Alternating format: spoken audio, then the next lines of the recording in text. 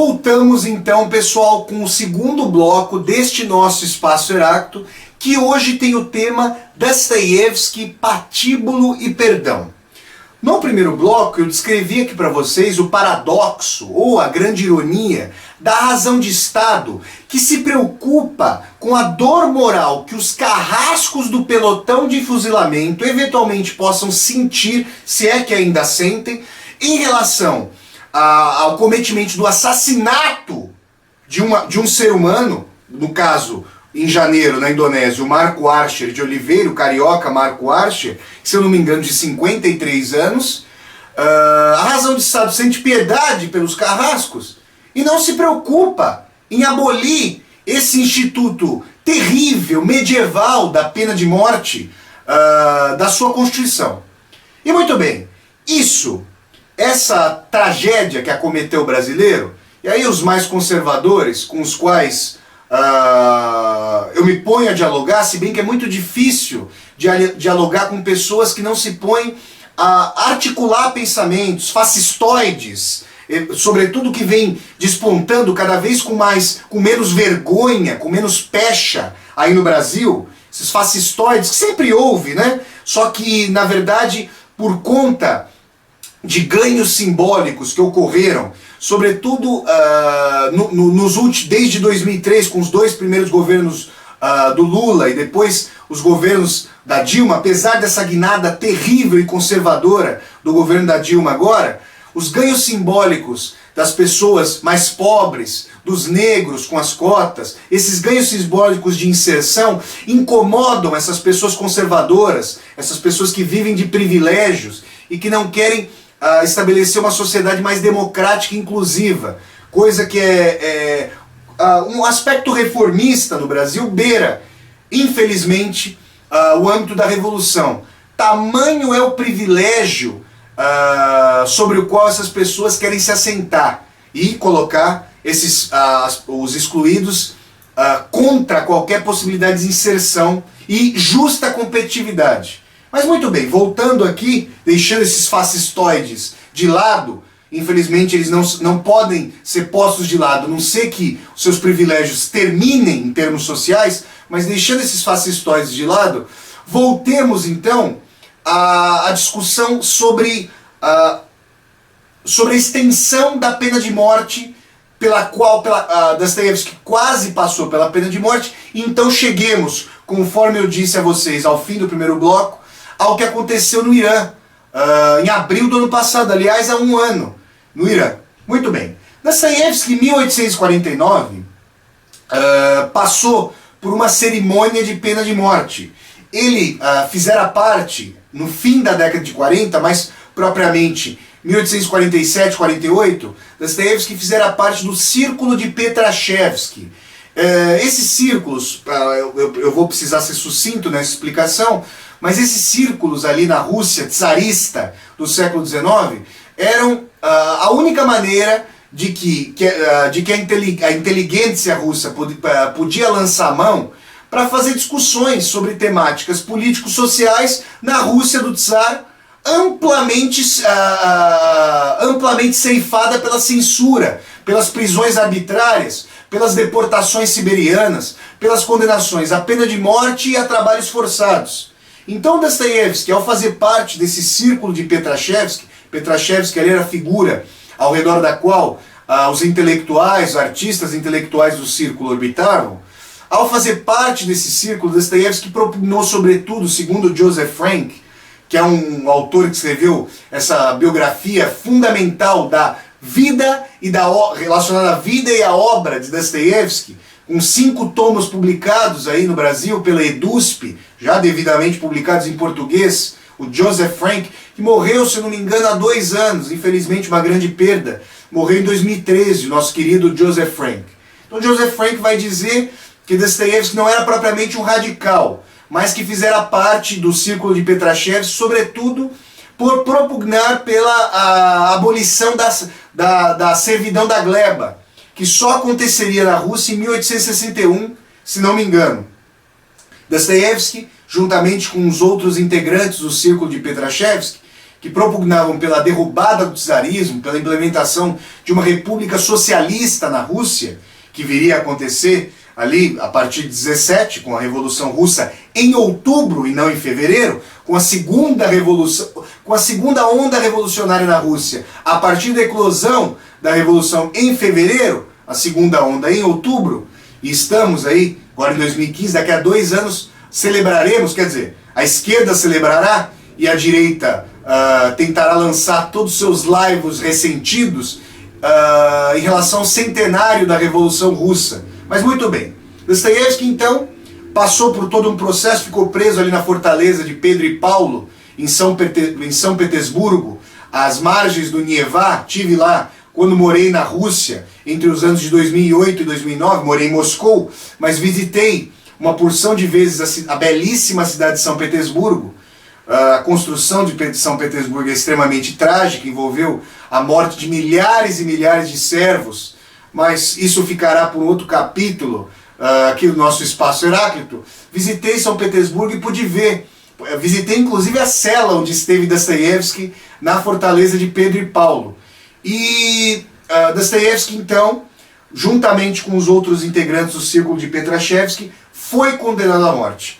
Chegou a passar na Praça Semyonov, praça hoje chamada Praça dos Pioneiros, em São Petersburgo, também visitei essa praça.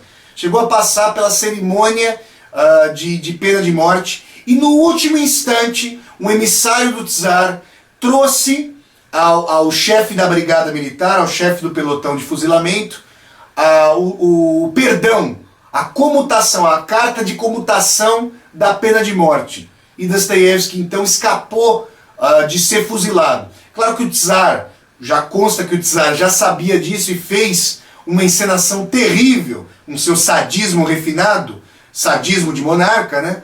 E no que não tem propriamente limites, que o diga o nosso querido, não nosso, mas aqui num aspecto irônico, nosso querido Nero, já diria, a que píncaros pode chegar o sadismo de um autocrata, e o czar comuta então a pena de morte para os integrantes de Petrashevsky e a reverte a longos anos de trabalho forçado na Sibéria.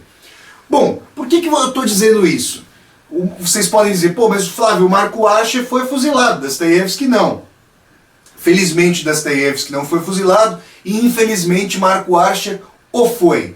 Mas eu estou dizendo isso porque Dostoiévski, ao se deparar com o cadafalso e ao se deparar com o limiar da morte, com a quase morte, percebeu que a vida que se funda na efemeridade, apenas no agora, a noção de ruptura com a eternidade, que é a base das reflexões ateias, reflexões mundanas da modernidade, ou seja, a valorização da vida aqui e agora, pura e simplesmente, sem considerações sobre o além-mundo, sem considerações sobre o embasamento ético de ações que reverberam na eternidade.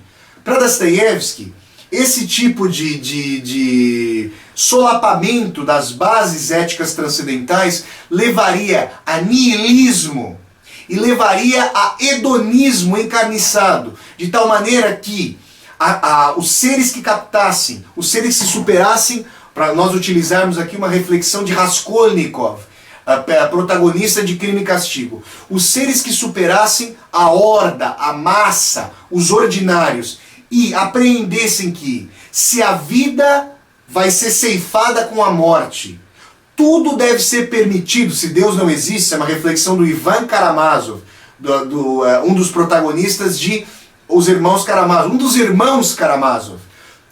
Se Deus não existe, tudo é permitido.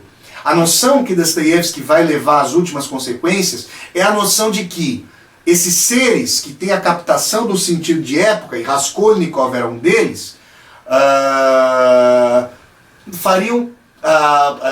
permitiriam a si todas e quaisquer ações para maximizar suas próprias satisfações pessoais. E se isso levar a assassinato, a extorsão, a pedofilia, a quaisquer atos de transgressão limítrofe, que todas essas transgressões ocorram, para que, no limite, minhas satisfações pessoais sejam maximizadas, sejam pautadas como sentido próprio do universo.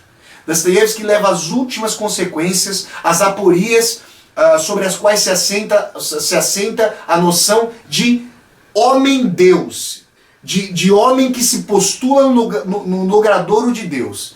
E aí vocês vão falar, mas Flávio, qual a relação propriamente dita com a execução de Marco Archer? Toda, porque essa transição da pena de morte até aquilo que vai acontecer no Irã, como eu vou dizer para vocês, traz para nós uma série de considerações que nós poderíamos fazer. Por exemplo, para um mundo que nihilistamente não concebe qualquer sentido de eternidade e reverberação de uma ação ética, se alguém comete, no caso do Marco Archer é um terror, porque ele não matou ninguém, mas ele traficou drogas, ou seja, é uma desproporção, não que eu ache que haja desproporção em matar, em que o Estado venha cometer, venha a executar um ser humano, porque esse ser humano executou uma outra pessoa. Essa lei de Talião, que lá atrás, e eu escrevi meu primeiro livro, O Evangelho segundo Talião, essa lei de Talião, que lá atrás trouxe aspectos de evolução, lá no Império Babilônico, há mais de 5.000 anos,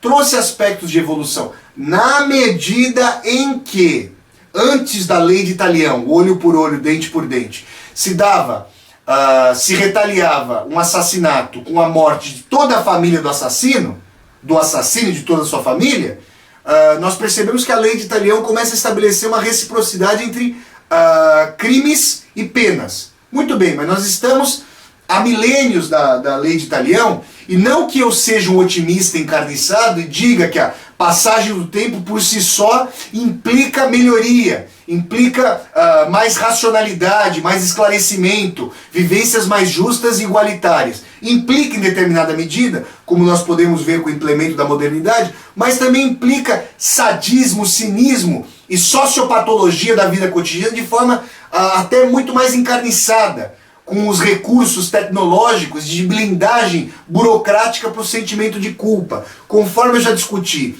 uma série de vezes aqui no Espaço Heráclito, ao falar, por exemplo, sobre o Holocausto. Os telespectadores do Espaço Heráclito podem buscar as minhas discussões nesse sentido. Mas, dentro dessas bases nihilistas, vejam, eu aqui estou fazendo o papel agora do advogado do diabo, do escritor, porque dentro dessas bases nihilistas que concebem a vida como sendo ceifada pela morte, por que não executar uma pessoa que cometeu um assassinato? Uma vez que a pessoa que foi assassinada não tem qualquer possibilidade de voltar à vida.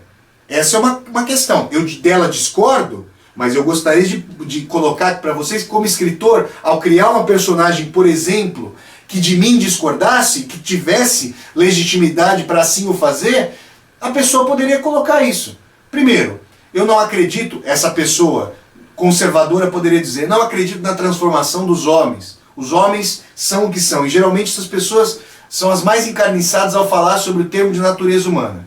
E segundo, se sangue foi jorrado, sangue voltará a ser jorrado. Aquele que fez o sangue jorrar terá o seu sangue vertido.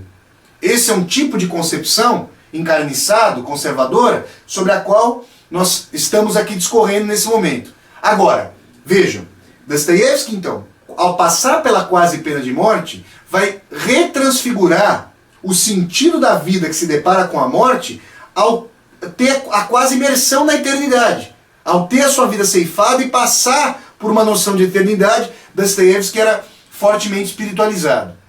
E aí, pessoal, eu entro então nessa última parte aqui do segundo bloco do nosso Espaço Heráclito, segundo e último bloco do nosso Espaço Heráclito, na questão daquilo que ocorreu há 1 ano no Irã. Vejam vocês que uma mãe perdoou ao assassino de seu filho momentos antes de o condenado ser enforcado. Veja que no Irã existe uma instituição terrível em que o enforcado será enforcado no momento em que os pais da vítima chutarem a cadeira sobre a qual esse condenado está de pé. Imaginem que a corda, a forca, a corda o sustenta o seu pescoço, esse condenado está sobre a cadeira e no momento em que os pais da vítima chutarem a cadeira, o corpo do condenado despencará e ele será enforcado. Ou seja, os pais serão os artífices da vingança. Isso é de uma barbaridade, como os espectadores do Espaço Heráclito podem ver, tremenda. Agora, vejam que interessante. 3 dias antes de haver a condenação, de haver enforcamento do Balal, que é o nome do rapaz que matou o filho dessa mãe iraniana, 3 dias antes do enforcamento, a mãe teve um sonho escatológico, um sonho que nós poderíamos dizer dantesco, agostiniano, dostoievskiano, kardecista, para nós citarmos aqui 4 figuras que despontam no nosso Espaço Heráclito, já despontaram uma série de vezes. O último programa do Espaço Heráclito trouxe uma discussão sobre Dante e Santo Agostinho. Santo Agostinho para os católicos, Agostinho de Hipona num sentido mais ecumênico, digamos assim. Então, foi feita essa discussão no último Espaço Heráclito. Essa mãe sonhou com o filho lhe apareceu em sonhos, e o que aconteceu?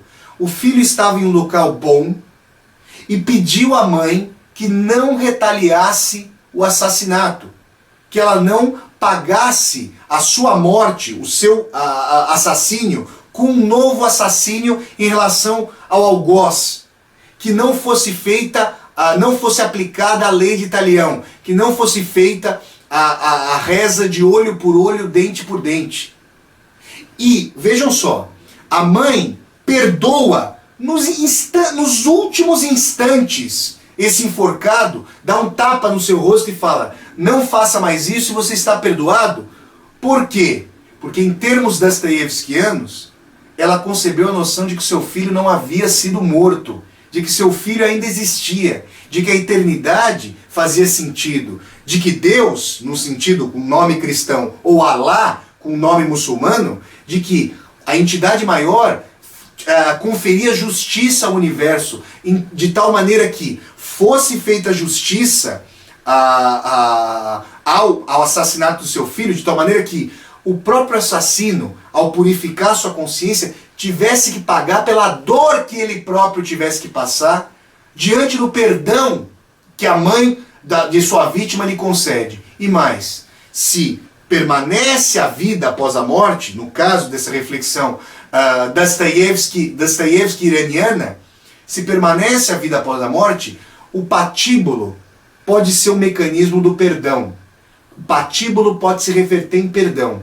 Essa reflexão escatológica, que parte da tragédia que acometeu o Marco Archer e chega ao perdão concedido no Irã, é uma trajetória de reflexão sobre, e vai até na contramão do ateísmo e da mundaneidade, despida de sentido existencial que se posta no mundo e que aposta em um mundo vinculado à mundaneidade do aqui e agora, do instante efêmero.